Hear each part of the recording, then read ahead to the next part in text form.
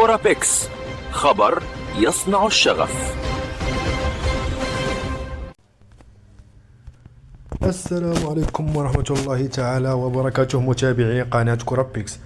فجرت تصريحات متداولة منسوبة ليونس العناوي والد اللاعب نائل العناوي موجة غضب كبيرة وسط جماهير المغربية.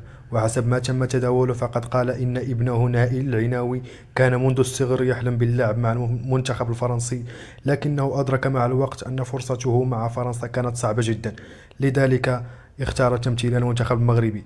هذه الكلمات أثارت ردود فعل قوية على مواقع التواصل الاجتماعي، حيث اعتبر عدد من المشجعين أن المنتخب المغربي ليس خيارا ثانيا لأي لاعب، بل منتخب كبير يضم نجوما عالميين وحقق إنجازات تاريخية في السنوات الأخيرة.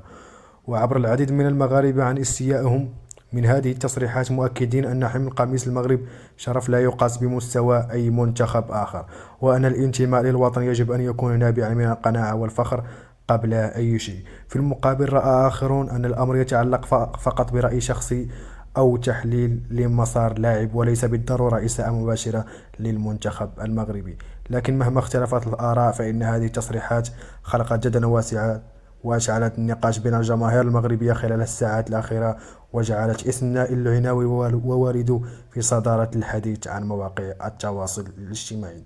والآن السؤال لكم: هل ترون أن هذه التصريحات عادية وتم تضخيمها، أم أنها فعلا تقلل من قيمة المنتخب المغربي؟